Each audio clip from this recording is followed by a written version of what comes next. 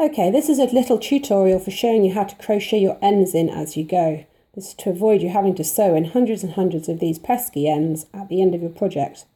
Some of them you can't avoid sewing in, but when you're working in a nice solid row like these, like half trebles in a row, trebles in a row, etc., it's really useful. You can just sew them under, crochet them under. So I'm working in half trebles, chain 2 because I'm starting my first half treble.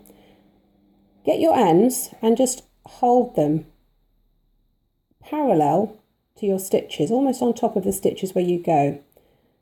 You grab your yarn, you put your hook in your stitch, and you put your hook as well as under the stitch. Make sure you're going under both your free ends that you want to crochet under. Grab your yarn, which goes back under the stitches, through the chain again, through the stitch, yarn over, put it all through because we're working in half trebles.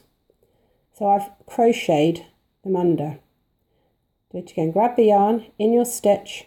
Make sure you go under both your free ends.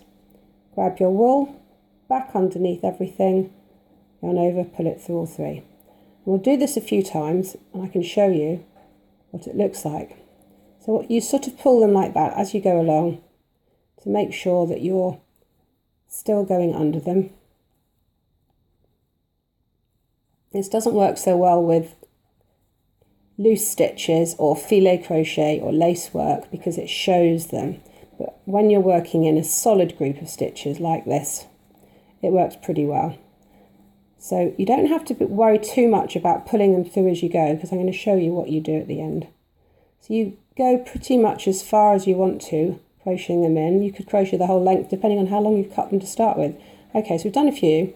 I'm going to take my hook out. Now have a look. At the moment it's a bit rucked up like that, isn't it? Obviously because you've got stuff in there. So you pull your ends now,